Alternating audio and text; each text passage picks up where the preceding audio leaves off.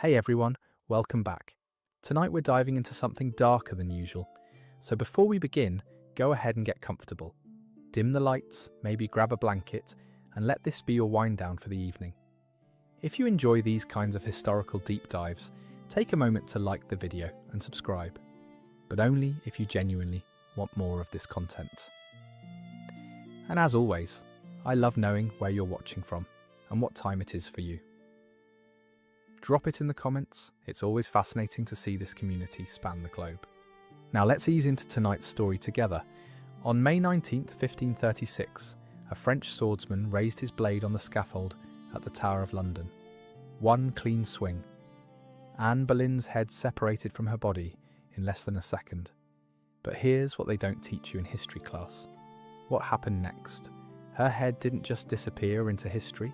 It was picked up, examined, and placed somewhere without ceremony, without dignity, without even a marked grave. For nearly 300 years, no one knew exactly where Anne Boleyn's remains had been buried. And when they finally found her, what they discovered revealed something far more disturbing about how England treated the woman who changed the course of history. The story of Anne Boleyn's head isn't just about execution, it's about erasure, power, and the grotesque reality of Tudor justice. What really happened in those minutes, hours, and centuries after the sword fell will completely change how you see one of history's most famous deaths. And before we even get to that scaffold, before we talk about what happened to her head, we need to understand something crucial. Anne Boleyn was never supposed to die. She wasn't born into royalty. She wasn't a princess destined for a crown. She was the daughter of Thomas Boleyn, an ambitious nobleman who'd spent his career climbing the social ladder through strategic marriages and carefully cultivated connections. Anne herself had been sent to the French court as a teenager, where she'd learned to speak French fluently, dress in the latest continental fashions, and move through royal circles with a sophistication that most English women of her time completely lacked. She knew how to use a glance, a word, a carefully timed silence to her advantage. She was educated, which was rare. She was charming, which was dangerous. And she was smart enough to know that in a world run by men, a woman's power came from knowing exactly when to say yes and when to say no. King Henry VIII noticed her around 1526.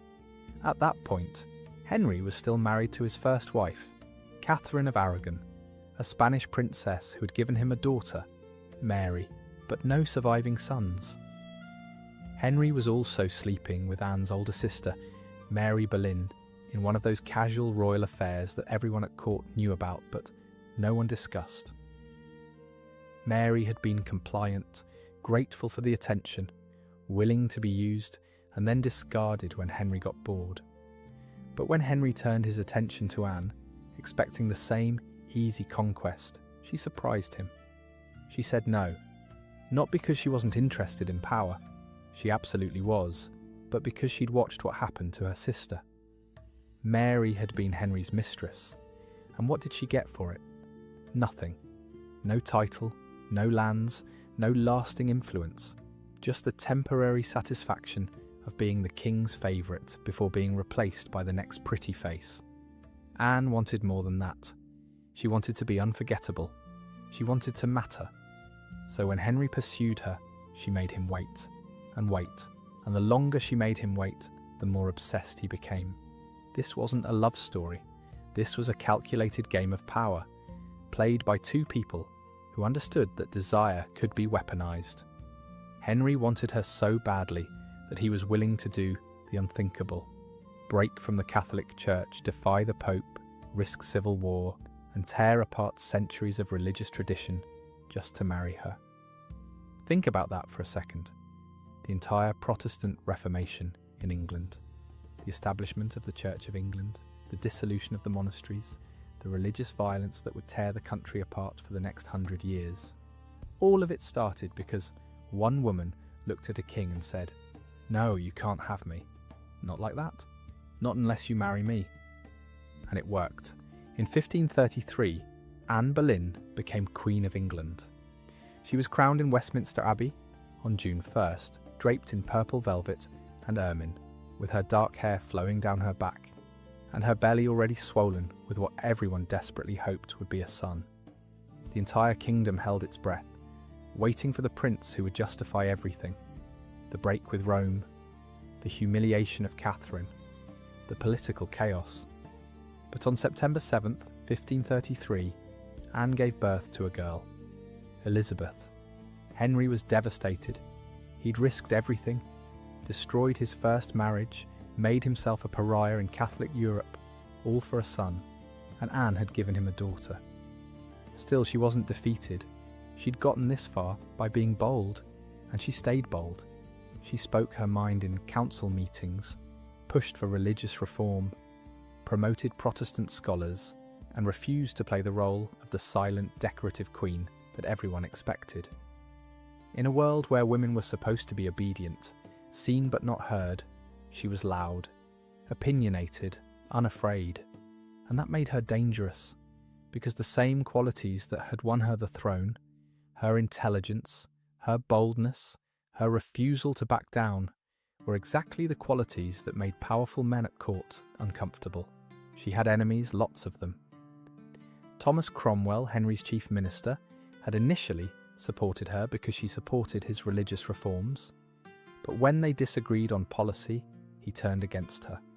The Duke of Norfolk, her own uncle, had always been more loyal to his political survival than to his family. And then there was the Catholic faction at court, led by supporters of Catherine of Aragon and her daughter Mary, who saw Anne as the heretic homewrecker who destroyed a legitimate marriage. By 1536, Henry had grown tired. Anne had suffered multiple miscarriages after Elizabeth. Most devastating was a miscarriage in January 1536, a male fetus lost at around 4 months. Henry was convinced it was God's punishment, maybe for marrying Anne in the first place, maybe for executing all those monks who'd refused to acknowledge him as head of the church. He didn't know, but he was beginning to think that Anne herself was cursed. And there was someone else, Jane Seymour, a quiet, pale, seemingly demure lady-in-waiting who had caught Henry's eye.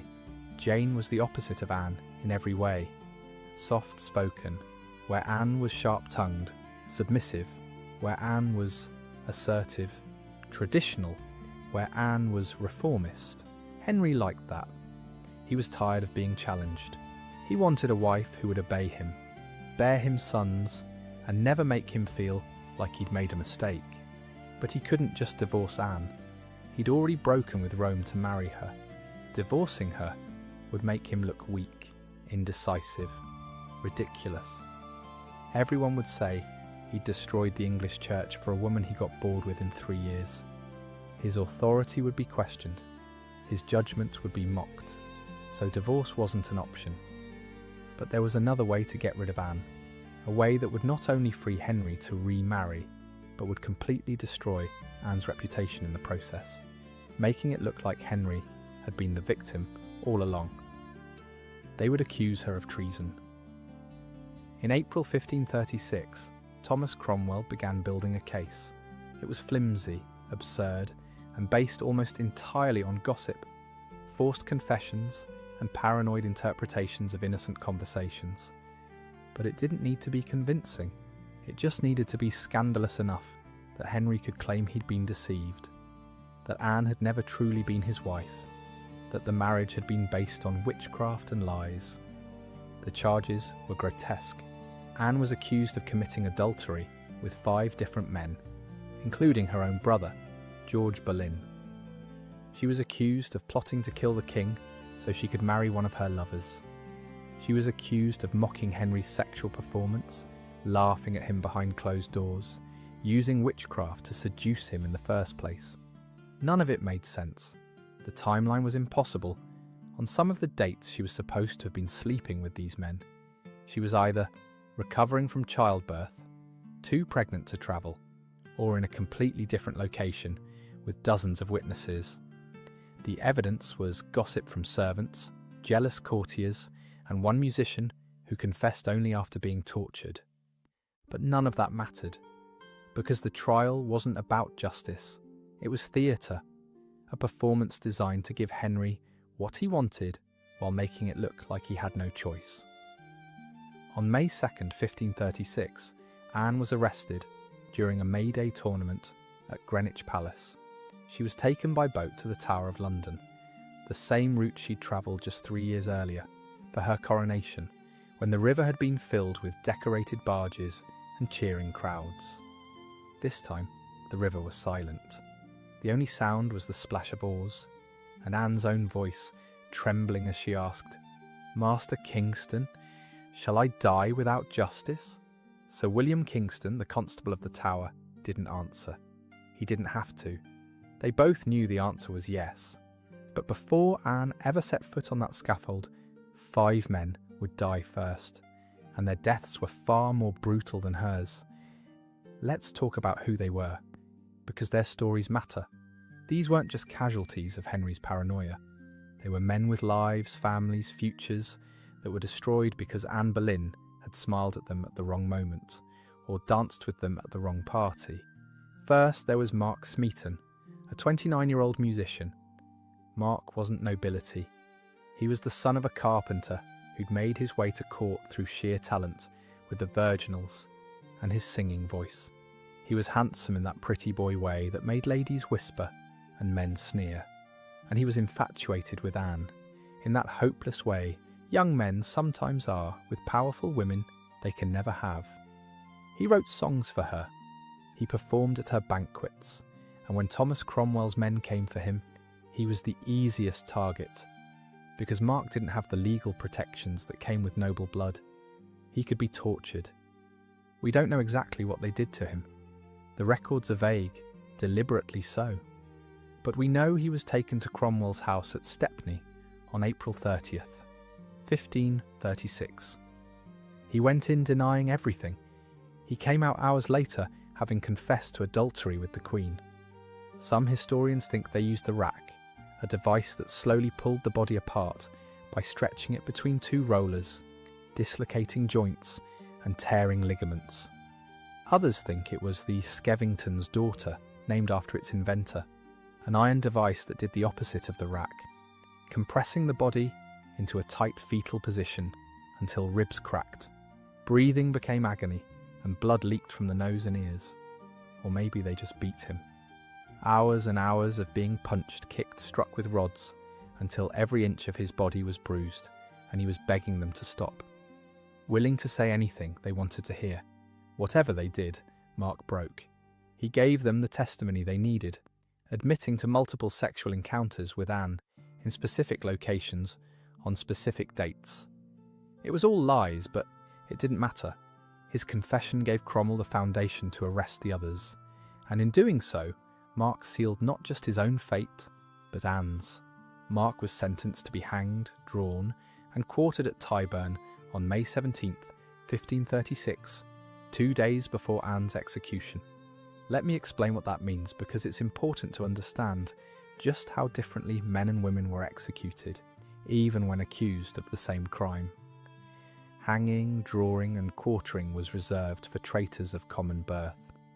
It was designed to be as painful, as humiliating, and as public as possible. It was meant to destroy not just the body, but the person's very humanity, reducing them to a spectacle of suffering. The condemned man would be tied to a wooden hurdle, basically a wooden frame or sledge, and dragged through the streets from the Tower to Tyburn, a journey of about 3 miles. The hurdle would be attached to a horse's tail, and as the horse walked, the prisoner would bump and scrape along the cobblestones, his back shredding, his head bouncing, sometimes losing consciousness from the pain and trauma before even reaching the gallows. Crowds would line the streets, throwing rocks, rotting vegetables, dead animals, excrement, anything they could get their hands on. By the time Mark reached Tyburn, his body would be a mess of cuts, bruises, and open wounds. Then came the hanging. But this wasn't a quick hanging designed to break the neck and cause instant death. The executioner would place a noose around the condemned man's neck and hoist him up just high enough that his toes might touch the ground, or not. He'd dangle there, choking, his face turning purple, his body convulsing, fighting desperately for air. But they wouldn't let him die. The executioner would watch carefully, and just before he lost consciousness completely, they'd cut him down. He'd collapse onto the platform, gasping, coughing, barely alive, and that's when the real horror would begin. While Mark was still conscious, barely clinging to life, the executioner would use a sharp knife to slice open his abdomen. Not a quick cut, a deliberate, careful incision from the sternum down to the groin. Then while Mark watched, while he felt every second of it, the executioner would reach into the wound and pull out his intestines. The small intestine first, then the large intestine, yanking them out, hand over hand, like a grotesque rope. The organs would be steaming in the cold London air, still warm, still technically functioning, because Mark's heart was still beating. Sometimes, the executioner would hold up the intestines for the crowd to see. Sometimes they'd throw them into a fire pit nearby, and the condemned man would smell his own insides burning. If the executioner was skilled or feeling merciful, he might cut the prisoner's throat at some point during this process to end the suffering. But mercy wasn't guaranteed. Some executioners took their time, making the spectacle last as long as possible. After the disembowelment, the body would be beheaded. The head would be held up for the crowd. Behold the head of a traitor, before being parboiled to preserve it. Boiling the head in a mixture of salt and cumin would prevent it from rotting too quickly. Then it would be placed on a spike on London Bridge, where it would stay for weeks or months, a warning to everyone who crossed the river. The body, meanwhile, would be cut into quarters, literally hacked into 4 pieces with a cleaver or axe. These quarters would be distributed to different locations throughout London and displayed publicly. They'd hang there until they rotted, until birds picked them clean, until there was nothing left but bones and the memory of what happened when you crossed the king.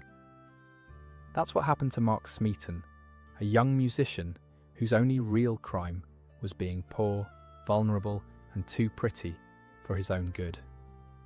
He died screaming at Tyburn on May 17, 1536, while crowds cheered and vendors sold food and drink like it was a festival. Public executions were entertainment in Tudor England. People brought their families. Children sat on their fathers' shoulders to get a better view. It was a day out, a spectacle, a reminder of the king's power and what happened to those who challenged it. The other 4 men were luckier, if you can call it that. Sir Henry Norris, Sir Francis Weston, William Brereton, and George Boleyn, Anne's own brother, were all nobles. Their rank spared them the horror of hanging, drawing, and quartering. They would be beheaded instead. But even that was no mercy, because they weren't given the quick death of a French swordsman. They were executed by the Tower's regular headsman, using an axe. And not even a particularly good axe. An axe execution was brutal in its own way. The condemned man would kneel at a low wooden block, stretch his neck across it, and wait for the blade to fall. If the executioner was skilled and the axe was sharp, it might take 1 blow, but often it took 2, 3, sometimes more. The neck is thick with muscle, vertebrae, and tough connective tissue. The executioner had to hit at exactly the right angle, with exactly the right force, and if he didn't, if his hands were shaking or the axe was dull, or the condemned man flinched at the last second, the blade would lodge halfway through, leaving the victim still alive, still screaming, blood fountaining from the partial wound. The executioner would have to wrench the axe free, often taking chunks of flesh and bone with it, and strike again, and again. Sometimes the blade would hit the back of the skull instead of the neck, cracking it open like an egg. Sometimes it would hit the shoulder, cutting down into the collarbone and ribs. It was messy, unpredictable, and absolutely terrifying for everyone involved. Sir Henry Norris went first on the morning of May 17th, 1536, at Tower Hill, the traditional execution site just outside the Tower walls. Norris had been Henry VIII's closest friend for years. As groom of the stool, he was responsible for attending the king during his most intimate moments, literally helping him use the toilet, a position that in Tudor England was considered one of the highest honours because it meant you had unparalleled access to the monarch. Norris knew Henry's secrets. He'd seen him at his most vulnerable. They'd hunted together, joked together, shared confidences. Henry had trusted him completely. And when the accusations came, Norris could have saved himself. Thomas Cromwell offered him a deal. Confess to adultery with Anne, and Henry might show mercy. He might commute the sentence to life imprisonment or exile. All Norris had to do was admit to something he didn't do, throw Anne under the carriage, and he'd live. Norris refused. He maintained his innocence to the very end, even though he knew it meant certain death. On the scaffold at Tower Hill, with hundreds of people watching, Norris gave a brief speech. He didn't explicitly proclaim his innocence. That would be treasonous, but he carefully implied it. He said he was a sinner, that he'd lived an imperfect life, but he asked the crowd to pray for him and judge him fairly. Then he knelt and placed his neck on the block. The first blow didn't sever his neck completely.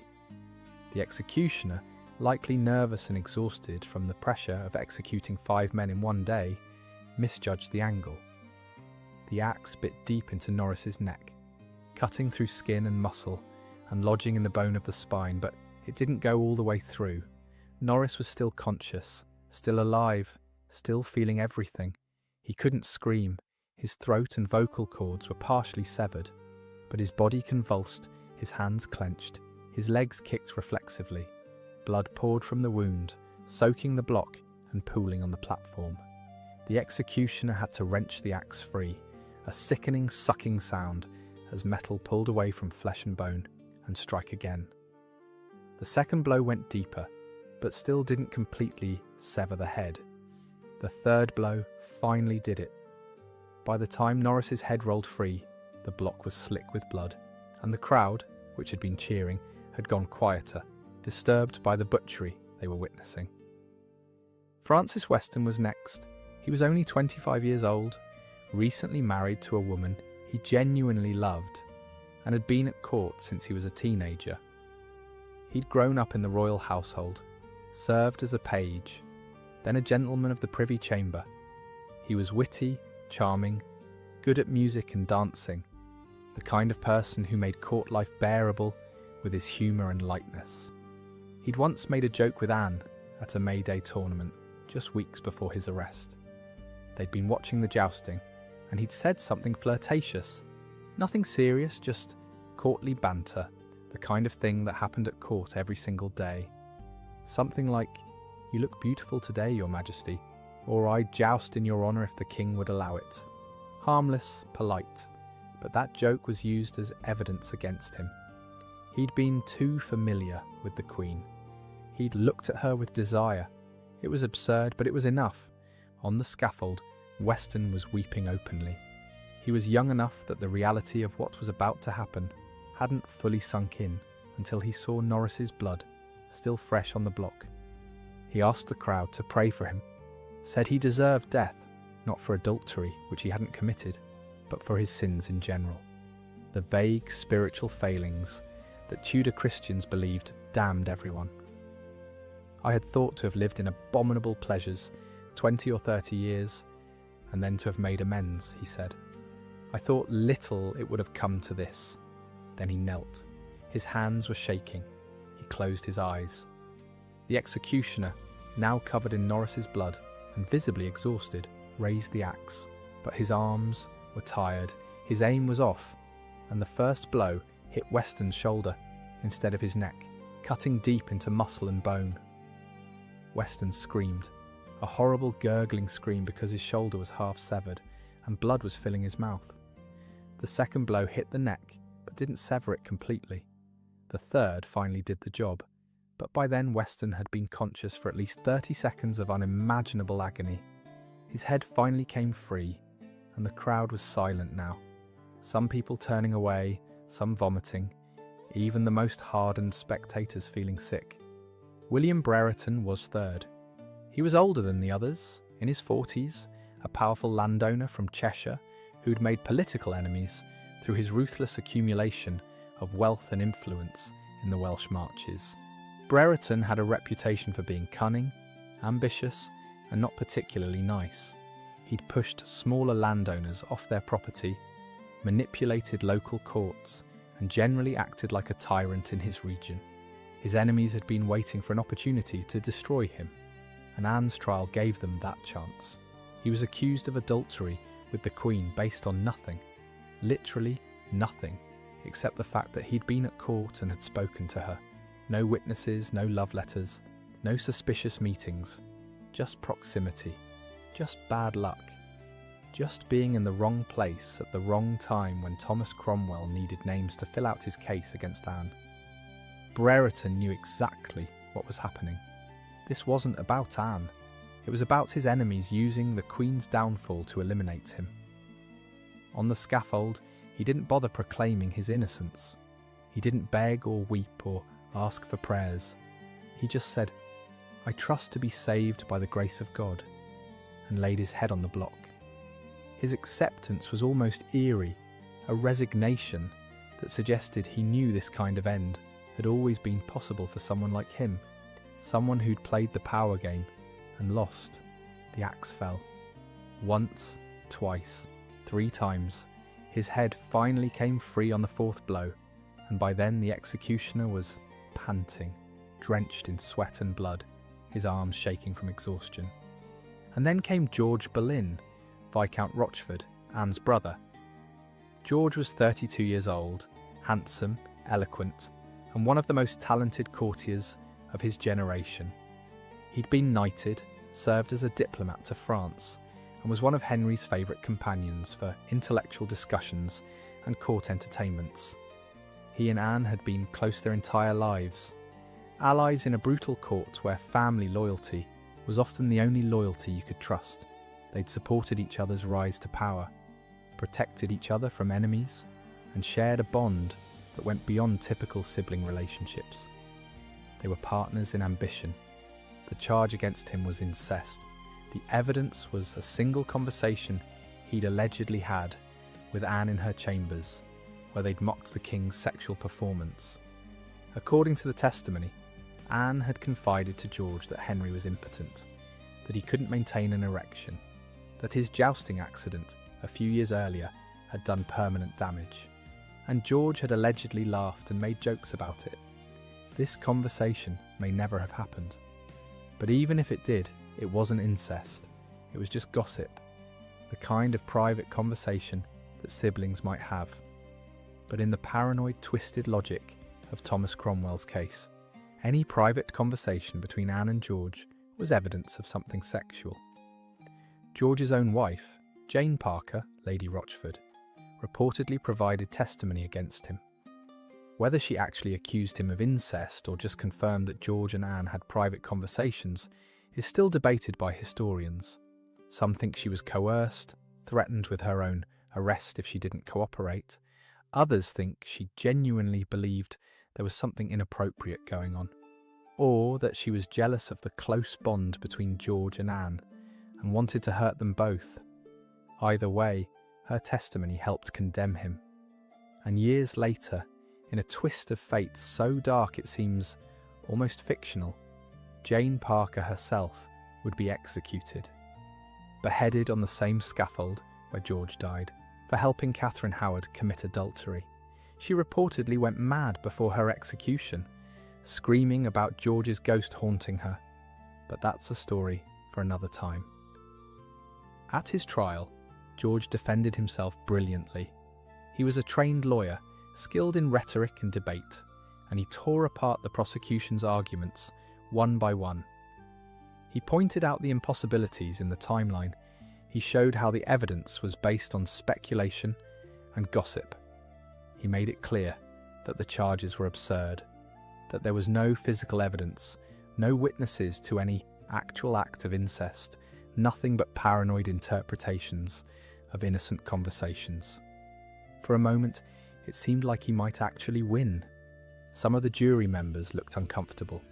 The crowd was murmuring. Even Thomas Cromwell looked worried. But then the prosecution did something cruel. They handed George a piece of paper and told him to read it silently and confirm whether it was true or not.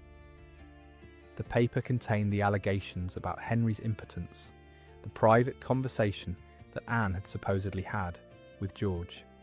George was supposed to read it, say yes or no, and move on. But George, knowing this was his last chance to defend himself and his sister, read the contents aloud in court.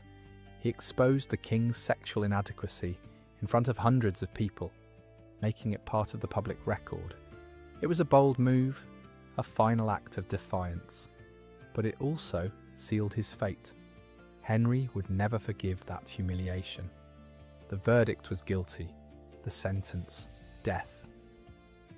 On May 17, 1536, George Boleyn climbed the scaffold at Tower Hill.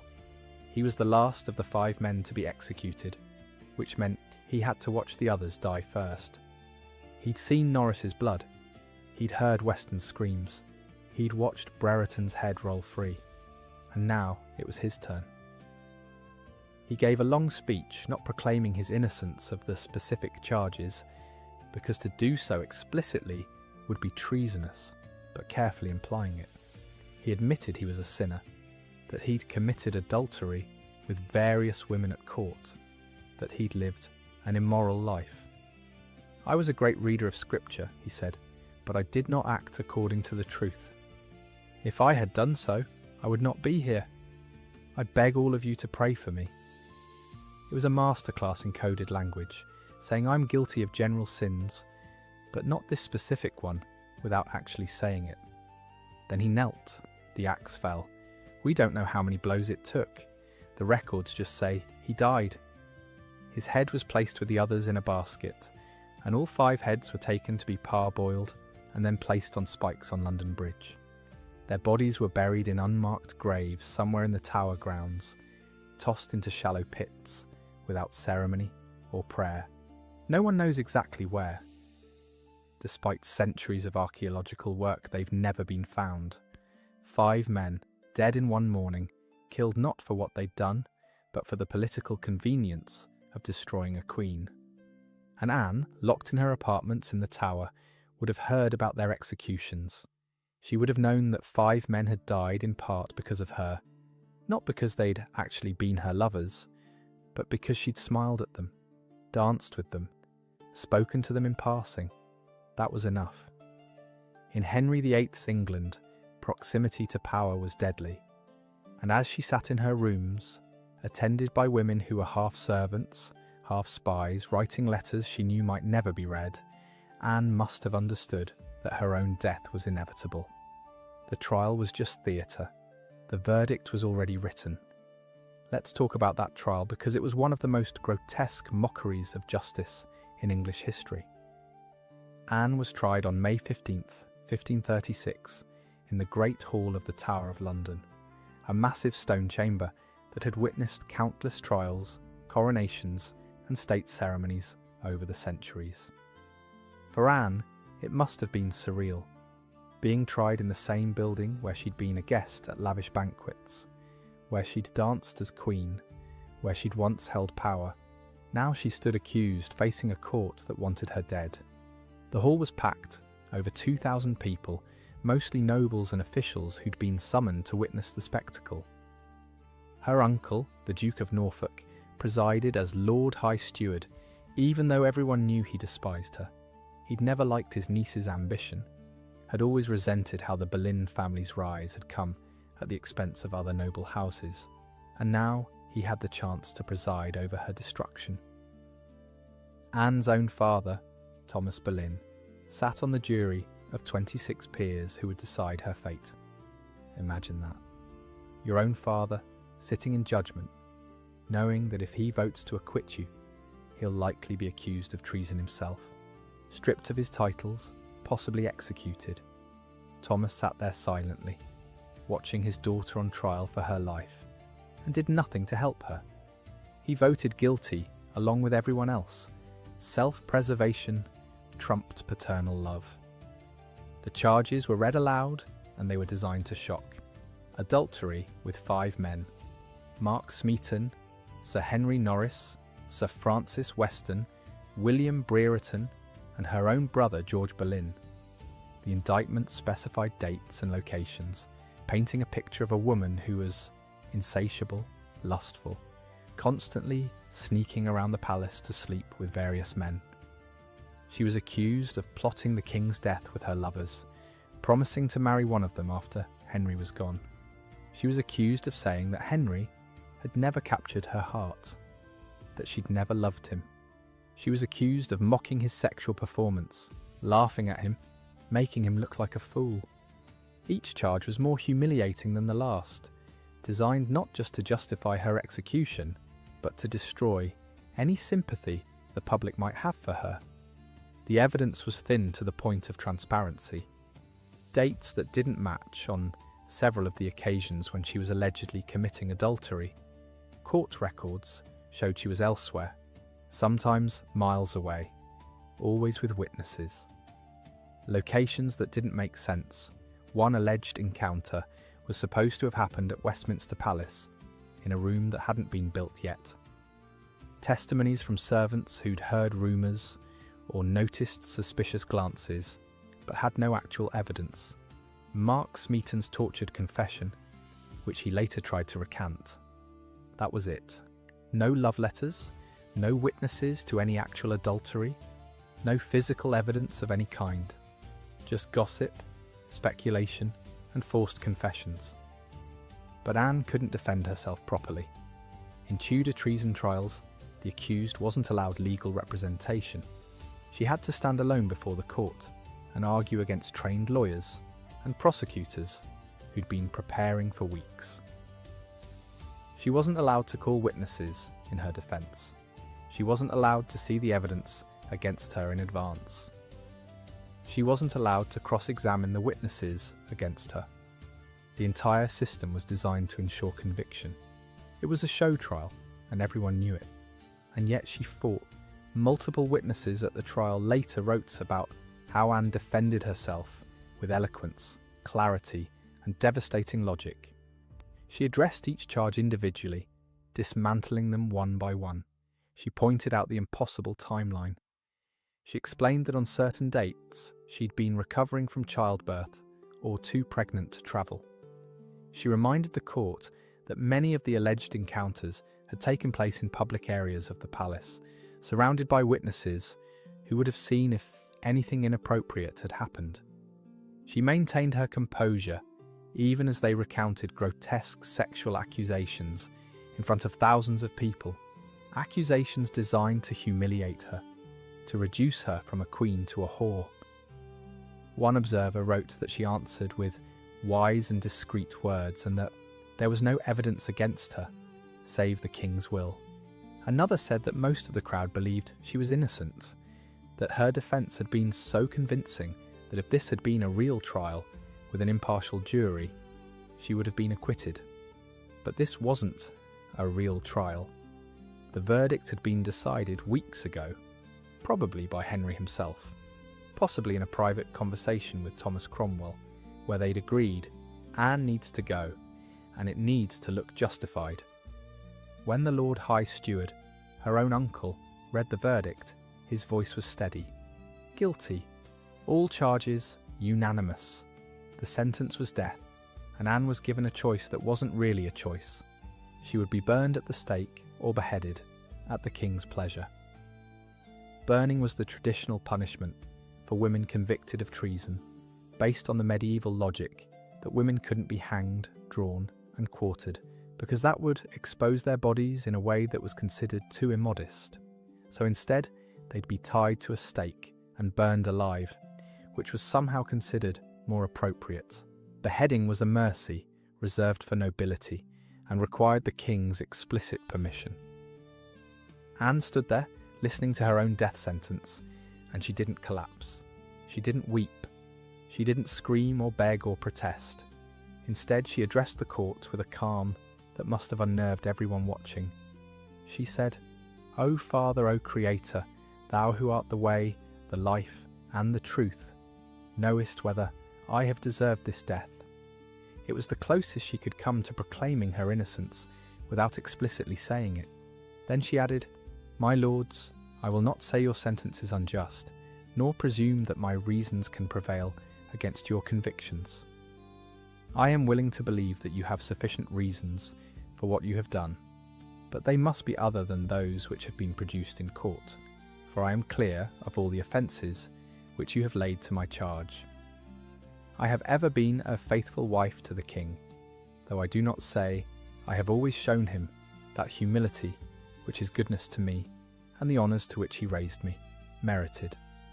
I confess I have had jealous fancies and suspicions of him, which I had not discretion enough, and wisdom to conceal at all times. But God knows and is my witness that I have not sinned against him in any other way. Think not I say this in the hope to prolong my life, for he who saveth from death hath taught me how to die, and he will strengthen my faith." It was brilliant. She'd acknowledged the court's authority without agreeing with it. She'd hinted at her innocence without being treasonous. She'd shown courage and dignity, and she'd given them nothing to gossip about except her bravery. Then she was taken back to her apartments in the royal lodgings of the Tower to wait for her execution. And here's the cruelest part. She had to wait 4 days. 4 full days knowing exactly when she was going to die, unable to do anything but sit in her rooms, attended by women she couldn't trust, writing letters that might never be delivered, praying, crying, trying to make sense of how her life had come to this. Most of us can't even imagine that kind of psychological torture. Knowing the exact hour of your death and being forced to sit with that knowledge, alone except for guards and spies dressed as ladies in waiting. The women assigned to attend Anne during those final days left accounts that are both heartbreaking and disturbing. Anne was erratic, swinging between moods. One moment she'd be calm, almost cheerful, making jokes about her little neck and how the executioner would have an easy job. She'd laugh, almost hysterically, touching her neck and saying things like, "I heard the executioner is very good, and I have a little neck." The women didn't know how to respond. Was she being brave? Was she in shock? Was she having a breakdown? Then the next moment she'd be weeping uncontrollably, crying out for her daughter Elizabeth, asking if they'd let her say goodbye, begging to know if Elizabeth would be taken care of, if anyone would tell her daughter that her mother had loved her. They wouldn't let her see Elizabeth, of course. The little girl was 2.5 years old, had already been declared illegitimate, and Henry wanted a clean break. No emotional scenes, no final goodbyes, just Anne dies and we move on. She asked about the men who'd been executed. She asked Lady Kingston, one of her attendants, whether they'd maintained their innocence, whether they'd suffered, whether they'd said anything about her. The women gave vague answers, trying not to distress her further, but Anne wasn't stupid. She could read between the lines. She knew Mark Smeaton had been hanged, drawn, and quartered. She knew the others had been beheaded, probably badly. And she must have felt an enormous weight of guilt, knowing that these men, most of them completely innocent, had died because of her, or rather, because of the king's desire to be rid of her. She wrote letters during those final days. Most of them haven't survived, destroyed by people who didn't want physical evidence of Anne's last words or lost in the chaos of the centuries. But we have fragments, references in other documents, accounts from people who saw the letters or heard about them. She wrote to Henry, though it's unclear if he ever read it. In that letter, according to witnesses, she didn't beg for her life. She knew that would be pointless, but she asked him to be merciful to the men who'd been accused with her, to spare them if possible. By the time Henry might have received the letter, all 5 men were already dead. She wrote to Thomas Cranmer, the Archbishop of Canterbury, the man who'd annulled Henry's marriage to Catherine of Aragon and made Anne's marriage possible. Cranmer had been one of Anne's supporters, a fellow reformer who believed in the Protestant cause. She asked him to look after Elizabeth, to make sure her daughter wasn't completely forgotten, to see that she received an education and wasn't left to rot in obscurity. Cranmer would later say that Anne faced death with more courage than any person he'd ever seen, and that he was convinced of her innocence, even though he couldn't say so publicly without risking his own life. She also wrote to her ladies thanking them for their service, asking them to pray for her soul, asking them to tell Elizabeth, when she was old enough to understand, that her mother had loved her. Every word was careful, measured, diplomatic. Anne knew these letters might be read aloud in court, might be used as evidence, might be twisted into something they weren't. So she was gracious. She praised Henry even though he was murdering her. She accepted her fate even though it was based on lies. She played the game until the very end, because that's what survival in the Tudor court required. And even though she wasn't going to survive, she could at least control her legacy. On the night of May 18th, the night before her execution, Anne was told that the time had been moved up. Originally scheduled for noon on May 19th, it was now set for 9 a.m. Some historians think this was a mercy, reducing the hours she'd have to wait in terror. Others think it was Henry being impatient, wanting it over with, so he could move forward with Jane Seymour. Either way, Anne was relieved. She'd been dreading the wait, the hours of sitting in her room knowing death was coming closer with every minute. Moving it up meant less time to think, less time to be afraid, less time for her mind to torture her with images of what was about to happen. She asked if she could receive communion, the Catholic sacrament she'd been raised with, before becoming a supporter of Protestant reform. Permission was granted. A priest came to her chambers, heard her confession, and gave her the Eucharist. And then Anne did something extraordinary. She swore on the consecrated host, the literal body of Christ in Catholic theology, that she was innocent of the crimes she'd been accused of. This was the most solemn oath a person could make in Tudor England. By swearing on the Eucharist, she was saying, "I'm about to meet God, and I swear before him that I did not commit adultery, that I did not plot against the king, that I am dying innocent." If she was lying, she'd be condemning her own soul to hell. Every person in that room knew the weight of what she'd just done. And yet, it didn't matter. The execution would proceed as planned. Then Anne tried to sleep. We don't know if she managed it. Probably not. How do you sleep knowing you'll be dead in a few hours? How do you close your eyes knowing they'll never open again? Most likely, she lay awake in the dark, listening to the sounds of the tower, guards changing shifts, birds calling, the distant chime of church bells marking the hours, each one bringing her closer to dawn, closer to the scaffold, closer to the moment when a French swordsman would separate her head from her body. The morning of May 19th, 1536, dawned clear and warm. It was going to be a beautiful day, the kind of spring morning that makes you grateful to be alive.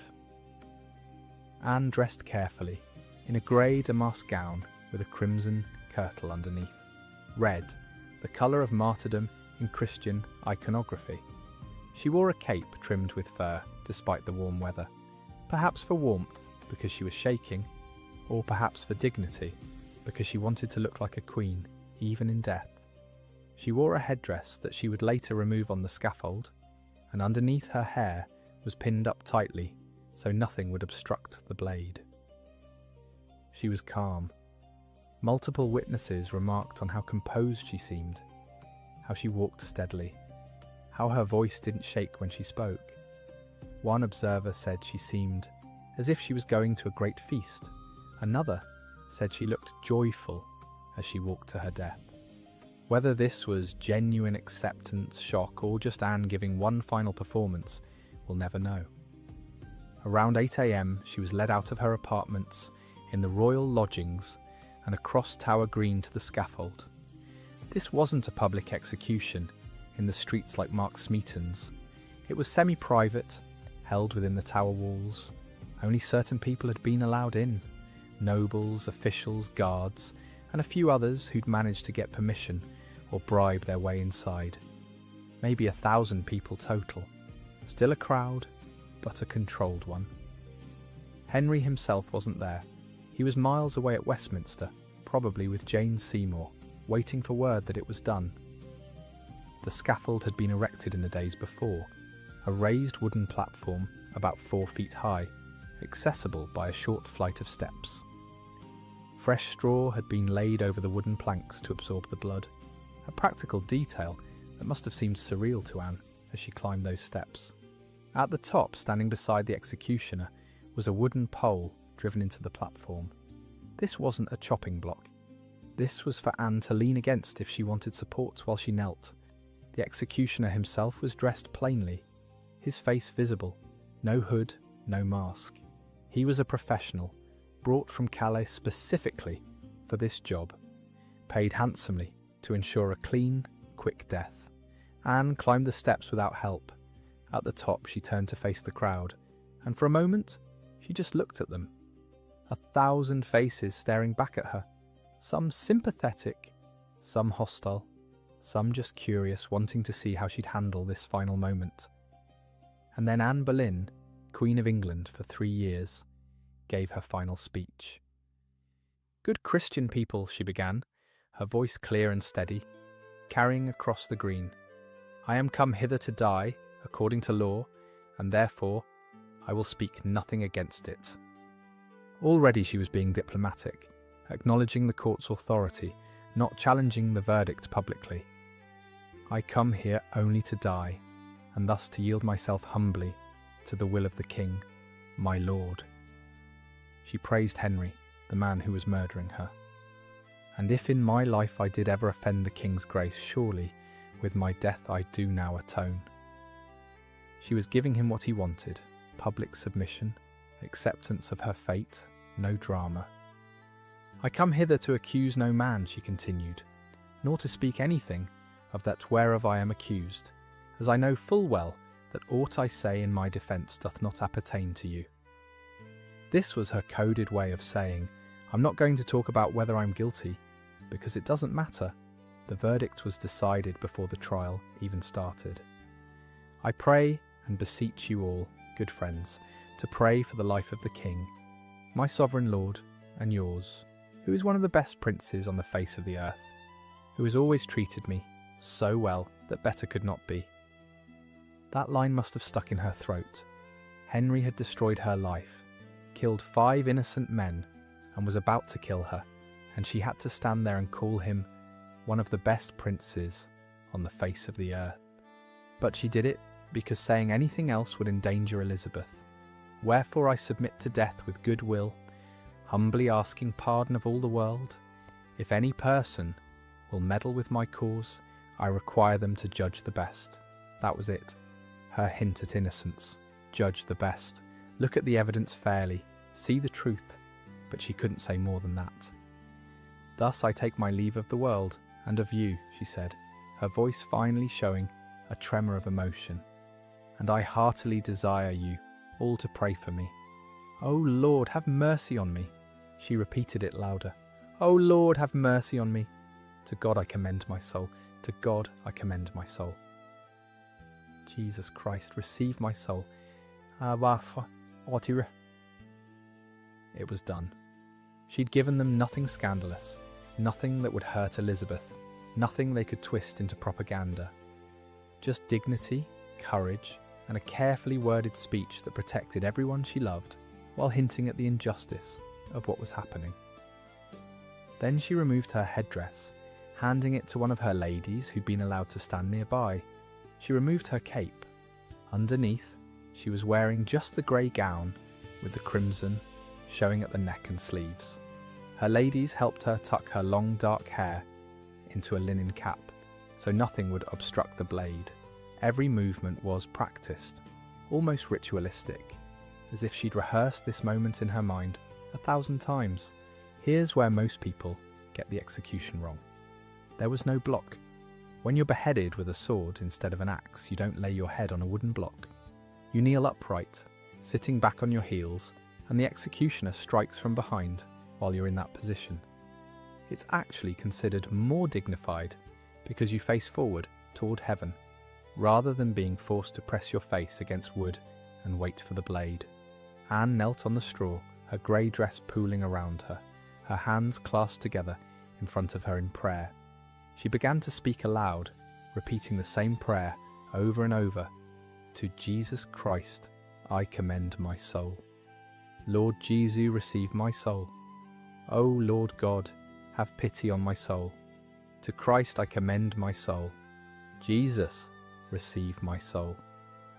The French swordsman was standing behind her, maybe 6 feet away, positioning himself. He'd been brought to England specifically for this execution, paid £23, 6 shillings and 8 pence, a small fortune for a single day's work, equivalent to several years' wages for a skilled craftsman. He was an expert. He'd done this before, probably many times.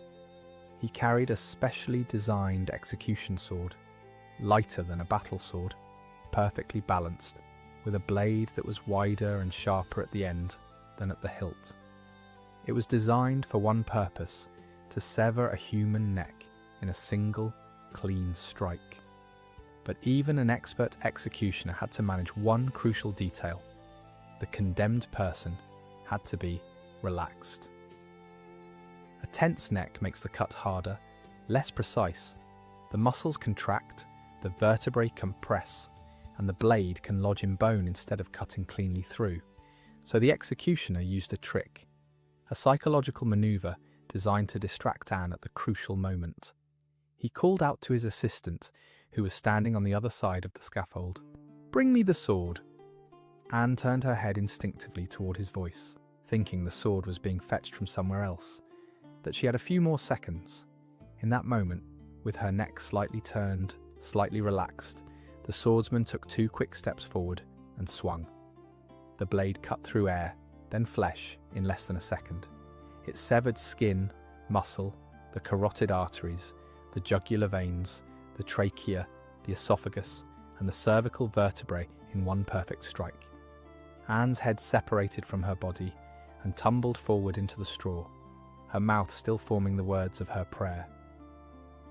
Commend my soul. Blood sprayed from the severed arteries, a crimson fountain that shot several feet into the air before gravity and dropping blood pressure pulled it down. It soaked the straw, splattered across the wooden platform, misted through the air in a fine red spray that caught the morning sunlight. Some of it hit the executioner, some of it hit the women standing nearby. The smell was immediate and overwhelming, hot, metallic, mixed with the smell of released bowels, because death relaxes all the body's sphincters. Anne's body remained upright for just a moment, kneeling there headless, nerves still firing, muscles still responding to signals from a brain that was no longer attached. Then it toppled sideways onto the scaffold with a heavy thud. The crowd gasped. There was a collective intake of breath, and then complete silence. No one moved, no one spoke. They just stood there, staring at what they'd witnessed. The King of England had just executed his own wife. A woman who'd been Queen of England 3 years ago, who'd changed the entire religious landscape of the country, who'd been one of the most powerful women in Europe, was now a headless corpse lying in straw, soaked with her own blood. The French swordsman bent down and picked up Anne's head. In traditional executions outside the tower, he would have held it up high and shouted, "Behold the head of a traitor," for the crowd to see. But this execution was different. Anne hadn't been a traitor in the traditional sense. She'd been the king's wife, the mother of a princess, and until very recently, one of the most powerful women in the kingdom. So the executioner didn't parade her head around. He simply placed it beside her body in the straw, which was now completely soaked with blood, dark red and glistening in the morning sun. And here's something that's often forgotten. Anne's head was still conscious for a few seconds. Modern neuroscience tells us that the brain doesn't die immediately after decapitation. When her head was severed from her body, her heart was still beating for a few seconds, still pumping blood, and her brain, now separated from her body, still had residual oxygen in its tissues, enough for roughly 4 to 10 seconds of minimal consciousness. Not complex thought, not full awareness, but something. Basic sensory input. The ability to process light, sound, maybe even pain, though the speed of the cut probably prevented pain signals from registering. We know this from studies of guillotine victims during the French Revolution. Multiple witnesses reported that severed heads would blink, grimace, or appear to react to stimuli for several seconds after decapitation. There's a famous account of a man named Languille whose head was picked up immediately after execution and called by name. Witnesses claimed his eyes opened, focused on the speaker, then closed. The name was called again, and again the eyes opened briefly before closing for the final time. Whether this was true consciousness or just random muscle spasms is still debated by neuroscientists, but the fact remains, the brain doesn't shut off like a light switch. There's a brief horrible window of awareness. So was Anne Boleyn conscious for those few seconds after her head fell into the straw? If she was, what would she have experienced? The world tilting sideways, her vision blurring, darkening at the edges as blood pressure dropped catastrophically. The smell of blood and straw and May morning air, the sound of gasps from the crowd, distant and muffled as if underwater, and then a rapid fading, like consciousness draining away, as her brain, starved of oxygen, began to shut down. It wouldn't have been painful, the nervous system works too slowly for that, and the shock would have prevented pain receptors from functioning properly. But it might have been confusing, disorienting, a few seconds of sensory input that didn't make sense anymore, because her brain was no longer receiving signals from her body, telling it where it was or what was happening. And then, mercifully, nothing. Consciousness would fade like a candle being blown out, and Anne Boleyn would cease to exist. Her body, meanwhile, continued to react even after the head was gone. This is pure biology, reflex arcs that don't require brain input. Her heart kept beating for several seconds, maybe as many as 10 or 15, pumping blood out of the severed arteries in rhythmic spurts that gradually weakened as blood pressure dropped to 0. Her muscles twitched, her fingers clenched and unclenched, her legs spasmed, her torso arched slightly. A final convulsion as the spinal cord fired off its last signals. These weren't conscious movements. Anne was gone, but her body didn't know that yet. It took time for every cell to realise that the brain was no longer in control, that oxygen was no longer being delivered, that this was the end. By the time Anne's ladies-in-waiting climbed the scaffold, maybe a minute or two after the execution, her body would have been completely still, already beginning to cool in the morning air. But the blood was still fresh, still wet, still warm. It soaked through the straw and dripped through gaps in the wooden planks onto the ground below. The platform looked like a slaughterhouse. And these women, some of whom had genuinely loved Anne, and others who'd been placed there as spies, now had the grim task of gathering her remains and figuring out what to do with them. But here's the problem. No one had prepared a coffin. Despite knowing for days that Anne Boleyn was going to be executed, despite having time to make proper arrangements, no one had bothered to organise a coffin.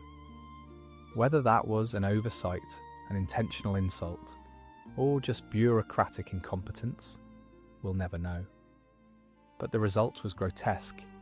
Anne's ladies stood there on the blood-slicked scaffold, looking down at their former queen's body and severed head, and they had nothing to put her in. They looked around frantically. Surely someone had prepared a coffin? Surely there was a box, a shroud, something, number, nothing. Just the scaffold, the straw, and the body cooling in the May morning air. Finally, someone, probably one of the tower staff, found an old El Marrow chest, sitting somewhere in the tower's storage rooms. It was a long, narrow box, about 4 feet long and maybe 18 inches wide, designed to hold arrows and other military supplies. It had probably been sitting in a dusty corner for years, used and discarded when better storage became available. It wasn't meant for a human body. It wasn't even close to the right size, but it was all they had. So they dragged the arrow chest to the scaffold and tried to make it work. They lifted Anne's body first, still heavy with death, still wearing that grey damask gown, now soaked with blood, and tried to fit it inside. Her torso went in, but the chest was too short. Her legs didn't fit, so they had to fold them, bending her knees at awkward angles, pushing her limbs into the box like they were trying to close an overstuffed suitcase. It was undignified, horrible, a complete violation of the reverence that should accompany death. Then they picked up her head. It was still warm. Blood dripped from the severed neck, sticky and thick. They placed it beside her body, not on it, not positioned as if she were sleeping, just laid it next to her torso like a piece of cargo that needed to be transported. Then they tried to close the lid. The arrow chest barely closed. They had to push down hard to make it latch. And even then, blood was seeping from the seams. No ceremony? No prayers yet? No marking of the grave? Just Anne Boleyn, Queen of England, stuffed into a storage box like garbage. And here's where it gets even more disturbing. Where were they supposed to bury her? Anne had no tomb waiting for her. She wasn't being laid to rest in Westminster Abbey, alongside kings and queens. She wasn't even being buried in a proper cemetery with a marked grave.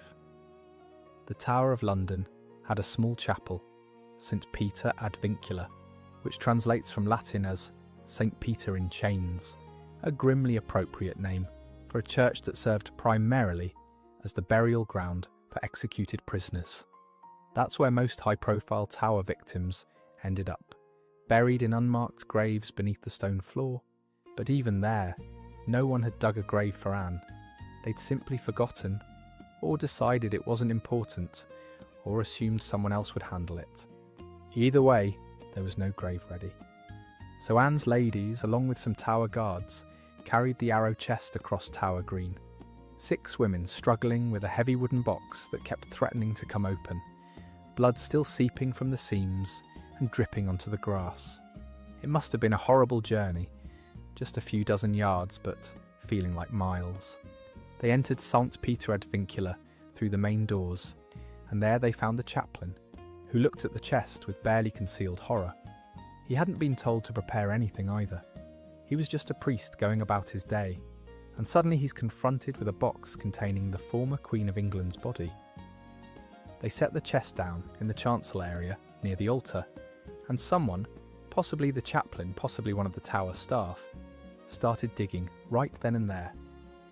No pre-planned burial spot, no measured location, no consideration for where other bodies might be buried or how to organise the space.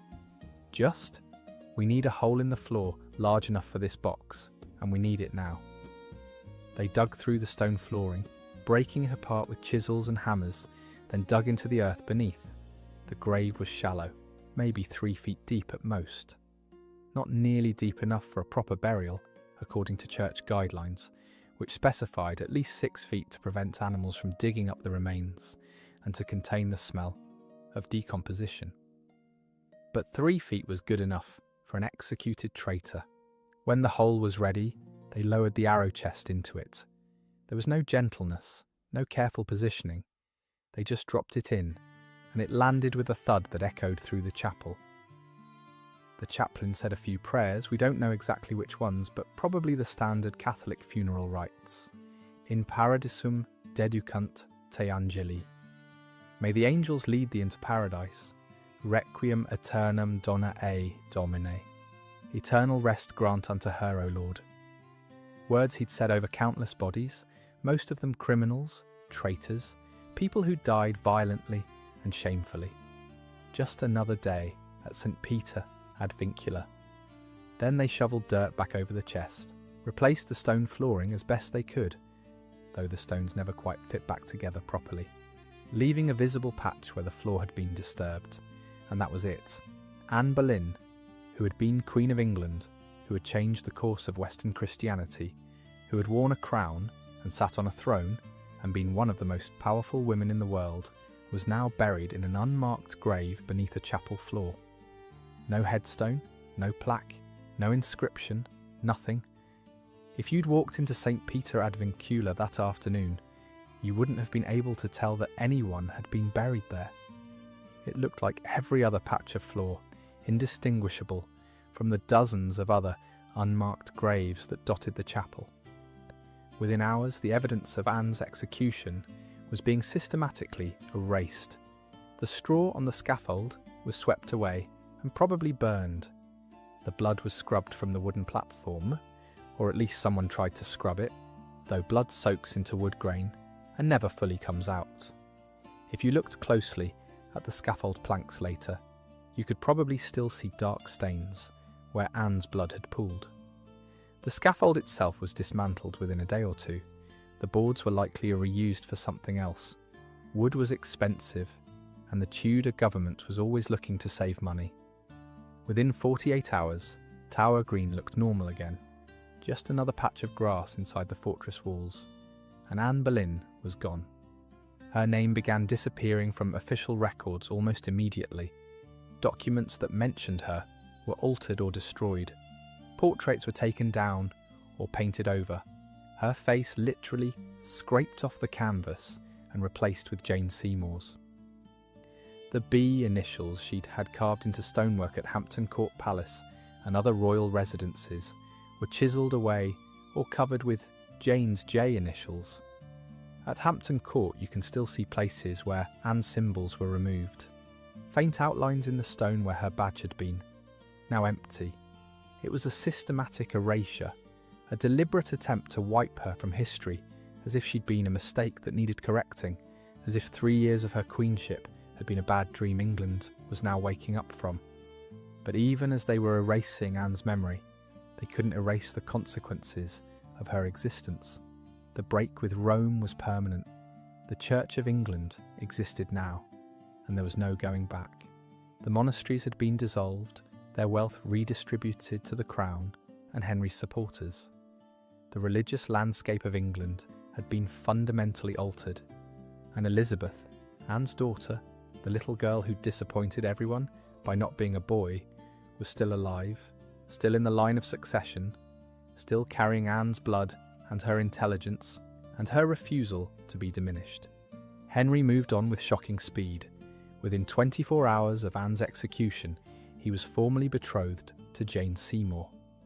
Within 11 days, they were married in a quiet ceremony at Whitehall Palace.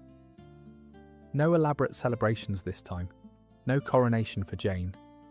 Henry had learned his lesson about making too much fuss over wives who might disappoint him. Jane was pale, mousy, easily controlled. She gave Henry what he wanted, a son, Edward, born in October 1537. But Jane died 12 days after childbirth from puerperal fever, an infection that was almost always fatal in an era without antibiotics. Henry mourned her genuinely, called her his true wife, and would eventually be buried beside her when he died in 1547. Jane was the only one of his 6 wives to receive that honour, not because she was the best wife or the most beloved, but because she died before she could disappoint him, before he could grow bored or angry or suspicious. She gave him a son, and then conveniently departed before the relationship could sour. Meanwhile, Elizabeth, Anne's daughter, now officially bastardised and disinherited, was shuffled between estates, barely provided for, essentially forgotten. She went from being second in line to the throne to being nobody. Her household was dissolved. Her servants were dismissed. She was given cast-off clothes, ageing ladies-in-waiting who didn't want to be there, and just enough money to survive, but not enough to live comfortably. Accounts from Elizabeth's childhood describe a little girl who was whip-smart, precocious, and desperately trying to please her father, while simultaneously making herself invisible enough to not be seen as a threat. She learned to read and write in multiple languages. She studied history, theology, and philosophy with tutors who were amazed by her intelligence, but she almost never spoke about her mother. She couldn't. Mentioning Anne Boleyn could be seen as treasonous, as questioning the king's judgment, as sympathising with a convicted traitor. So Elizabeth learned early to be silent, to be careful, to survive by making herself small and unthreatening and useful, but never too useful, never so visible that someone might decide she needed to be eliminated like her mother had been. It was a delicate balance, and she walked it perfectly for years. When Henry died in 1547, Elizabeth was 13 years old. Her half-brother Edward, Jane Seymour's son, became king. Edward was sickly, bookish, and died young at just 15, without producing an heir. The throne passed to Mary, Catherine of Aragon's daughter, who was a devout Catholic, and saw Elizabeth as the bastard daughter of the woman who'd destroyed her mother's marriage. Mary was deeply suspicious of Elizabeth, kept her under constant surveillance, and at one point even imprisoned her in the Tower, the same tower where Anne had been executed. Elizabeth must have walked past the spot where her mother died. She must have entered St. Peter ad vincula and known that her mother was buried somewhere beneath that floor, though she wouldn't have known exactly where. She must have felt the weight of that history pressing down on her, the knowledge that she was one wrong move, one suspicion, one accusation away from ending up exactly like Anne. But she survived. She was careful, diplomatic, and patient. She played the role of the dutiful sister, the submissive subject, never giving Mary a reason to see her as a threat. And when Mary died childless in 1558, the throne passed to Elizabeth. She was 25 years old, and she became Queen of England, the daughter of the woman who'd been executed as a traitor, now the most powerful person in the kingdom. Elizabeth could have rehabilitated Anne's reputation immediately. She could have commissioned a grand tomb, held a state funeral, declared her mother innocent of all charges, rewritten the history books to show Anne as a martyr rather than a criminal. But she didn't, and historians have debated why for centuries. The most likely explanation is that Elizabeth understood the danger of reopening old wounds. Her legitimacy as queen was still contested by Catholic Europe, which saw her as the illegitimate daughter of an unlawful marriage. If she defended Anne too openly, it would mean relitigating the entire break with Rome, the validity of Henry's marriage to Catherine of Aragon. Whether Anne had ever been truly queen, whether Elizabeth herself had any right to the throne, it would give her enemies ammunition, fuel for propaganda, reasons to question her authority. So Elizabeth stayed silent about her mother publicly, but that silence wasn't indifference, it was strategy. And while she never spoke Anne's name in public, never commissioned that grand tomb, never issued that proclamation of innocence, there are hints, small subtle hints, that Anne was never far from Elizabeth's mind. Let's talk about those hints because they're fascinating. Elizabeth was obsessed with controlling her image. She micromanaged how she was painted, how she was described in documents, what symbols appeared in her portraits and on her regalia. Every piece of jewellery, every colour, every detail in her clothing was carefully chosen to send a message. And if you look closely at Elizabeth's choices, you can find Anne hidden in them. Elizabeth's signature jewellery was pearls. She wore them constantly, long strands of pearls around her neck, pearl earrings, pearls woven into her elaborate hairstyles, pearls embroidered onto her dresses. In some portraits, she's wearing so many pearls she looks like she's drowning in them. Pearls in Tudor symbolism represented purity and virginity, which reinforced Elizabeth's image as the Virgin Queen, but they also represented tears, grief, and loss. And Anne Boleyn had loved pearls. In every surviving portrait of Anne from her time as queen, she's wearing them. Pearl necklaces, pearl earrings, pearls sewn into her headdress. They were her favourite gemstone, a symbol of her sophistication and status. After Anne's execution, her jewellery was seized by the crown and redistributed. Some of it was melted down, some of it was given to Jane Seymour. There's a portrait of Jane wearing what appears to be Anne's jewellery, a deliberate insult, or perhaps just practical recycling. But some pieces disappeared into the royal collection, and it's entirely possible that Elizabeth, decades later, inherited items that had once belonged to her mother. Did Elizabeth wear Anne's pearls? We don't know for certain, but the fact that Elizabeth, who had hundreds of jewels to choose from, emeralds, rubies, diamonds, gold, wore pearls almost exclusively, is striking. It's as if she was carrying her mother's memory with her, hidden in plain sight, a private grief worn publicly, but never acknowledged. And then there's the locket ring. This is one of the most fascinating artifacts connected to Elizabeth, and possibly to Anne. Elizabeth wore a specific ring her entire adult life, from her coronation in 1558 until the day she died in 1603. She never took it off. Never. There are portraits of Elizabeth from different decades of her reign, and in every single one, if you look carefully at her hands, you can see that ring. It was on her finger for 45 years, and it never came off. When she died, her attendants tried to remove it and discovered it had become embedded in her flesh. The ring had been on her finger for so long, through so many years of aging and slight swelling of the joint, that it was now part of her. They had to cut it off her corpse. Inside the ring was a locket. It opened like a small box, and inside the locket were two miniature portraits. One was of Elizabeth herself. The other was of a woman whose identity has been debated by historians for centuries. The portrait is tiny, barely an inch tall, painted on ivory or vellum, and it has faded significantly over the 400+ years since Elizabeth's death. Some historians believe it's Anne Boleyn. Others think it might be Catherine Parr, Henry's sixth and final wife, who was kind to Elizabeth during her childhood and acted as a mother figure after Anne's death.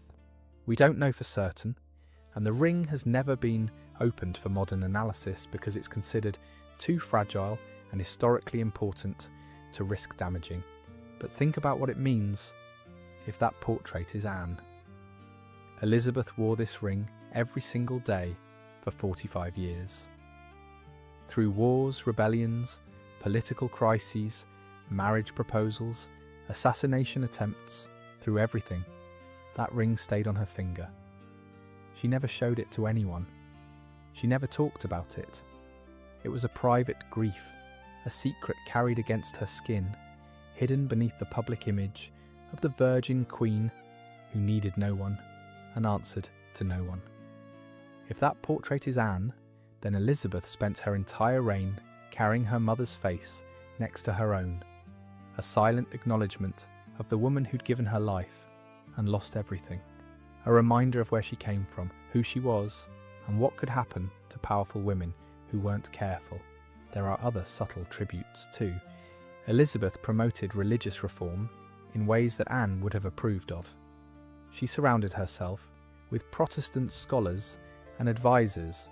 She resisted Catholic pressure to marry and produce an heir, maintaining her independence in a way that echoed Anne's early refusal to become just another royal mistress.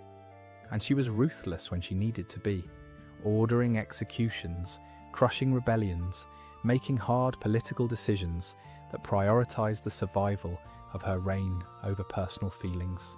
She'd learned from watching her mother that survival required calculated cruelty sometimes, that mercy could be a weakness, that power had to be defended constantly, or it would be taken away.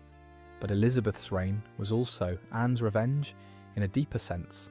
Anne had been executed on charges designed to strip her of dignity and erase her from history. She'd been called a whore, a witch, a traitor. She'd been buried in an unmarked grave, her name removed from official records, her portraits destroyed. But her daughter grew up to be one of the greatest monarchs in English history. Elizabeth I reigned for 45 years, longer than any English monarch before her except Henry III.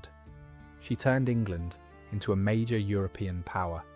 She defeated the Spanish Armada in 1588, preventing a Catholic invasion that would have ended Protestant England. She presided over a golden age of culture, Shakespeare, Marlowe, Spencer, all writing during her reign. She navigated religious conflicts with a pragmatism that kept England from tearing itself apart the way France and other European countries did. She remained unmarried, maintaining her independence and authority in a way no English queen had done before. The Elizabethan era is remembered as one of the high points of English history, and all of it was built on the foundation Anne Boleyn had laid when she forced Henry VIII to break with Rome. Anne didn't live to see any of it. She died thinking she'd failed, thinking her daughter would be forgotten, thinking she'd be remembered only as the queen who'd been unfaithful and treacherous. But history had other plans. Anne's gamble, her refusal to be just another mistress, her demand for a crown, ultimately paid off. Not for her, but for her daughter. And through Elizabeth, Anne's legacy became immortal. But Elizabeth wasn't the only one who remembered Anne Boleyn. Over the centuries, Anne's story took on a life of its own, growing, mutating, becoming myth and legend and cultural touchstone. And nowhere is that more apparent than in how the Victorians, 300 years after Anne's death, became absolutely obsessed with her. By the 1800s, Anne had been dead for nearly 3 centuries, but her ghost, literal and metaphorical, haunted England more powerfully than ever. The Victorian era was obsessed with the Tudors in general, and Anne Boleyn in particular.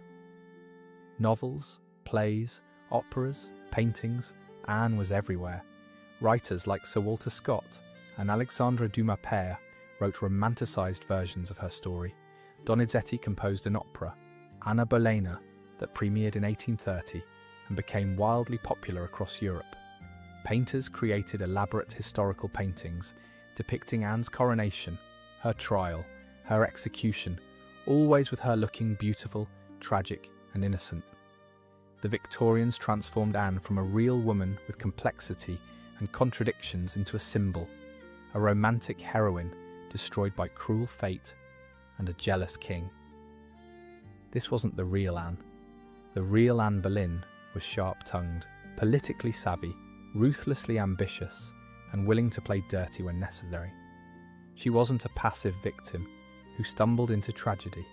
She fought for power, manoeuvred her way to the throne, and tried to protect her position, even when it became clear the king was turning against her. She was complicated, sometimes generous, sometimes vindictive, sometimes brave, sometimes calculating. She was human, with all the contradictions that implies, but the Victorians didn't want that Anne. They wanted a martyr, a tragic figure whose suffering could be romanticised and mourned. So they rewrote her, stripped away her agency and her complexity, and turned her into a symbol of female innocence destroyed by male cruelty. In this version, Anne was purely a victim, seduced by Henry's power, manipulated by courtiers, falsely accused by enemies, and nobly accepting her fate on the scaffold. She became the poster child for the angel in the house, Victorian ideal, pure, long-suffering, martyred. This Victorian Anne was wildly popular, but she was also a complete fiction. And that fiction shaped how people understood Anne Boleyn for generations. Well into the 20th century, most people's image of Anne came from those Victorian novels and paintings, rather than from serious historical research. She was the tragic queen, the doomed beauty, the woman who loved too much and paid for it with her life. It was a good story, emotionally satisfying, and it fit Victorian ideas about gender and morality. But it wasn't true. Then, starting in the mid-20th century, historians began to push back. Feminist scholars in particular started re-examining the evidence and presenting Anne as a more complex figure, a woman who actively sought power, who used her intelligence and charisma to navigate a brutal political landscape, and who was ultimately destroyed not because she was innocent and pure, but because she threatened a system that couldn't tolerate female autonomy. This version of Anne, defiant, ambitious, complicated, feels closer to the truth. But even this version is still an interpretation, still filtered through our modern values and concerns. And that brings us back to the original question: what really happened to Anne Boleyn's head after her execution? We know it was placed in an arrow chest with her body. We know she was buried in an unmarked grave in St. Peter ad Vincula. We know she stayed there for nearly 300 years. But what we don't know, what we'll probably never know for certain, is whether the skeleton found in 1876 is actually hers. The evidence is strong. The clean sword cut to the neck, the location near the altar, the time period, the build and age of the skeleton, all of it points to Anne Boleyn. But without DNA testing, which has never been conducted and probably never will be, there's no absolute proof. And maybe that's fitting, and because Anne Boleyn has always existed in the space between certainty and mystery. We know the facts of her life, the dates, the events, the execution, but we don't know her mind. We don't know what she felt in those final moments. We don't know if she was guilty or innocent, defiant or defeated, terrified or at peace. We only know that she mattered, and that her head, severed on May 19th, 1536, has haunted England ever since. Today, if you visit the Tower of London, you can stand on the exact spot where Anne Boleyn was executed. Tower Green is a quiet, grassy area tucked between the fortress walls, smaller than you'd expect, maybe the size of a large backyard. Tourists walk past it constantly, snapping photos, laughing, eating ice cream, most of them completely unaware that they're standing on what was once a killing ground. The scaffold is long gone, dismantled within hours of Anne's execution. But in 1866, a memorial was erected on the spot, a low circular stone platform with a glass sculpture in the centre, meant to resemble a cushion placed on a scaffold. Engraved around the perimeter are the names of everyone who was executed there: Anne Boleyn, Catherine Howard, Lady Jane Grey, Margaret Pole, and others. Anne's name is first on the list. It's a strange feeling standing there. The memorial is tasteful, almost understated. There's no drama, no blood, no sense of horror, just a quiet stone circle in the grass, surrounded by ancient fortress walls, with ravens hopping nearby and tourists milling around taking selfies.